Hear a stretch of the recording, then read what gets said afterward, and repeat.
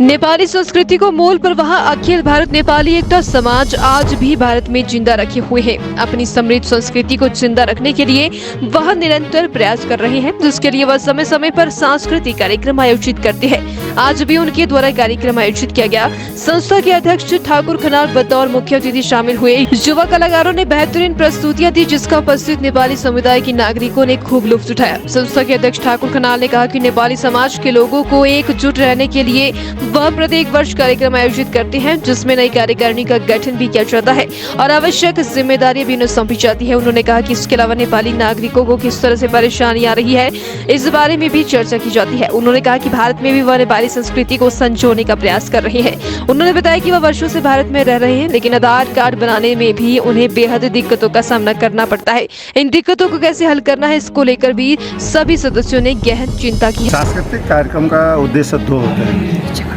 एक तो मनोरंजन और दूसरा हमारा मनोरंजन विशुद्ध नहीं है, ये सचेतनामूलक भी है। अपने हक अधिकार के लिए हमें संगठित होना होगा और हम बराबरी के अधिकार की बात कर रहे हैं। समाज में जो शोषण है, अन्य अत्याचार है, भ्रष्टाचार है, इसके खिलाफ एक जन चेतना फैलाने की उद्देश्य से सांस्कृतिक कार्यक्रम का आयोजन किया गया है।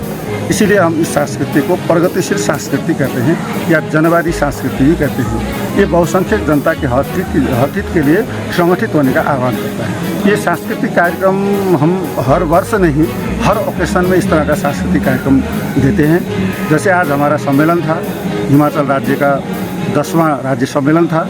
इस 10वां राज्य सम्मेलन में हिमाचल में कार्यरत नेपालियों का जो अभिभावकीय संगठन है, मूल प्रवाह अखिल भारत नेपाली एकता समाज, उसकी नई कार्यकारिणी का चयन हुआ है।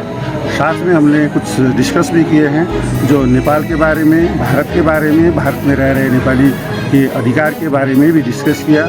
जैसे हम यहाँ पे देखते हैं 1950 की संधि हमें ये कहता है कि हमें भारत में भारतीय नागरिक सदा का समान अधिकार और व्यवहार की बात करती है, लेकिन व्यवहार में अत्यंत उल्टा है। जैसे उदाहरण के लिए यहाँ राशन कार्ड नेपालियों से वंचित किया जा रहा है। दूसरा चीज़, आधार कार्ड आज एक अत्यंत आवश्यक डॉक्यूमेंट बन गया है। उस आधार कार्ड को प्रत्येक चीज़ के लिए अनिवार्य बनाया गया है। आधार कार्ड के लिए बहुत से लोगों में भ्रम है कि नेपालियों को आधार कार्ड नहीं मिल सकता है, नहीं दिया जा सकता है, लेकिन आधार कार्ड का नियम ये कहता है कि किसी भी फॉरेनर को आधार कार्ड लेने का अधिकार रखता है आधार कार्ड का नियम। लेकिन उसमें 182 दिन भारत में गुजारने का प्रमाण देना पड़ता है। हम यहाँ वर्षों से काम कर रहे हैं, लेकिन हम 182 दिन गुजारने का प्रमाण नहीं दे सकते, क्योंकि नेपाल से आगमन के दौरान कहीं इमिग्रेशन नहीं होता, कहीं रिकॉर्ड नहीं होता है। हम कितने दिनों से भारत में हैं, हिमाचल में हैं, वो कोई प्रमाण नहीं है।